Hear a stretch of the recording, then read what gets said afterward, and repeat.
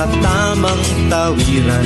Sumasakay ako sa tamang sakayan, pumipila at di nakikipagunahan. At di ako siga-siga sa lansangan. Bababa't nagsasakay ako sa tamang sakayan, di nakahambalang parang walang pakialam. Pinagbibigyan kong mga tumatawid sa kalsada. Humihinto ako pag ang ilaw ay pula, pagkat ako'y isang mabuting Pilipino. Minamahal ko ang bayan ko, tinutupad ko ang aking mga tungkulin, sinusunod ko ang kanyang mga lituntunin. Di ako nangungutong o nagbibigay ng lagay, tiket lamang ang tinatanggap kong binibigay. Ako ay nakatayo doon mismo sa kanto at di nagtatago sa ilalim ng puno. Di ako nagkakalat ng basura sa lansangan, di bumubuga ng usok ang aking sasakyan. Inaayos kong mga kalat sa basurahan, inalagaan kong aking kabaligiran, pagkat ako'y isang mabuting Pilipino. Minamahal ko ang bayan ko, tinutupad ko ang aking mga tungkulin, sinusunod ko ang kanyang mga lituntunin.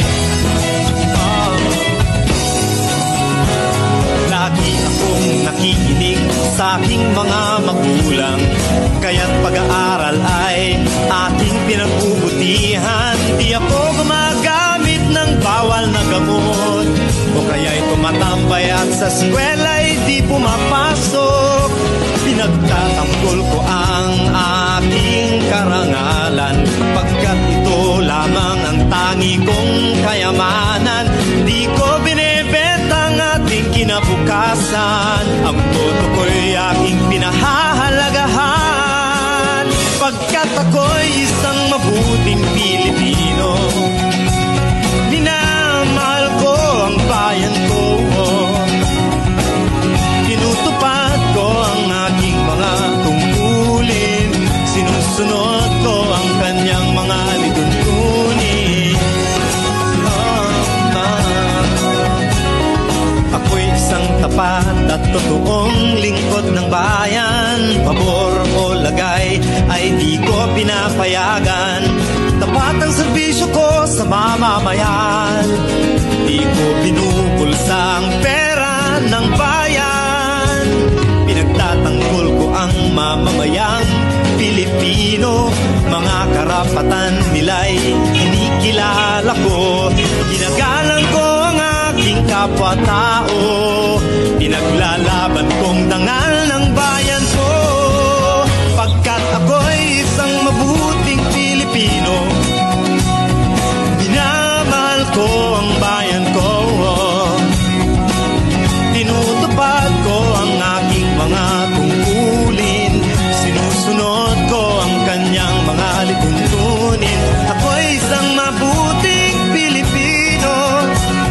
Minamahal ko ang bayan ko,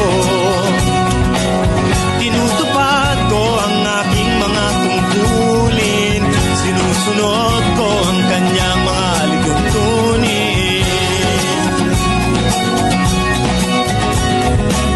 Pagkat ako'y isang mabuting Pilipino,